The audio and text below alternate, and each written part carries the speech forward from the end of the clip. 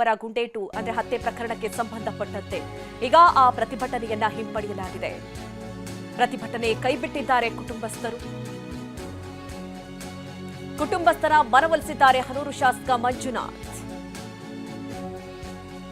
15 ಲಕ್ಷ ಪರಿಹಾರ, ಕುಟುಂಬಸ್ಥರಿಗೆ ಉದ್ಯೋಗದ ಭರವಸೆಯನ್ನ ಕೊಟ್ಟಿದ್ದಾರೆ.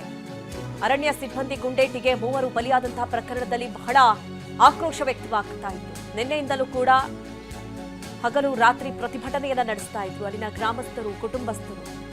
ಈ ಕಡೆ ಮರಣೋತ್ತರ ಪರೀಕ್ಷೆಗೂ ಕೂಡ ಒಪ್ಕೊಂಡಿರಲಿಲ್ಲ. ಆಕ್ರೋಶ ಹೆಚ್ಚಾಗ್ತಾ ಇದ್ದಂತೆ ಈಗ ಶಾಸಕರೇ ಸ್ವತಃ ಭೇಟಿ ಕೊಟ್ಟಿದ್ರು.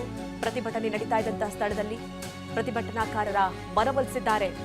ಜೊತೆಗೆ 15 ಲಕ್ಷ ಪರಿಹಾರವನ್ನ ಘೋಷಣೆ ಮಾಡಿದ್ದಾರೆ. ಜೊತೆಗೆ ಸರ್ಕಾರಿ ಉದ್ಯೋಗವನ್ನ ನೀಡೋದಾಗಿಯೂ ಕೂಡ ಭರವಸೆಯನ್ನ ಕೊಟ್ಟಿದ್ದಾರೆ.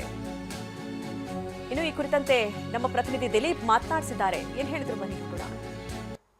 ಪ್ರತಿಭಟನಾಕಾರರ ಮನವೊಲಿಸುವಲ್ಲೂ ಅಂತೂ ಇಂತೂ ಹನೂರು ಶಾಸಕರಾದಂಥ ಮಂಜುನಾಥ್ ಅವರು ಯಶಸ್ವಿಯಾಗಿದ್ದಾರೆ. ಈಗ ನಮ್ಮ ಜೊತೆ ಮೃತರ ಕುಟುಂಬಸ್ಥರಿದ್ದಾರೆ, ಅವ್ರನ್ನೇ ಮಾತಾಡಿಸ್ತಾ ಹೋಗ್ತಾನೆ. ಸರ್, ಏನು ಭರವಸೆಯನ್ನು ಕೊಟ್ಟರು ಅಂತ? ನಮ್ಮ ಹನೂರು ತಾಲೂಕು ಅವರು MLA ಬಂದ್ಬಿಟ್ಟು ನಾನು ಮಾತಾಡಿದ್ದೀನಿ, ಅವ್ರು 5 ಕೊಡ್ತೀನಿ 8 ಕೊಡ್ತೀನಿ ಹಂಗಂತ ಹೇಳಿದ್ರು.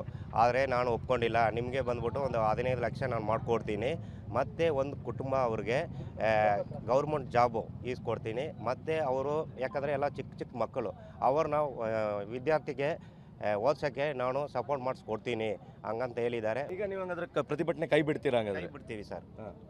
ಪ್ರತಿಭಟನೆ ಮುಂದುವರ್ಸೋದು. ಇವಿಷ್ಟು ಕುಟುಂಬಸ್ಥರ ಮಾತುಗಳಾಗಿರುವಂಥದ್ದು. ನಾವು ಪ್ರತಿಭಟನೆಯನ್ನು ಕೈ ಬಿಡ್ತೇವೆ. ನಮಗೆ ಹನೂರಿನ ಶಾಸಕರಾದಂಥ ಮಂಜುನಾಥ್ ಅವರು ಸೂಕ್ತವಾದಂಥ ಭರವಸೆಯನ್ನು ಕೊಟ್ಟಿದ್ದಾರೆ ಅನ್ನುವಂಥ ಮಾತುಗಳನ್ನ ಹೇಳ್ತಾ ಇರುವಂಥದ್ದು. ಕ್ಯಾಮ್ರಾ ಪರ್ಸನ್ ಗುರುರಾಜ್ ಜೊತೆ ದಿಲೀಪ್ ಚೌಡಲಿ, TV9 ಚಾಮರಾಜನಗರ.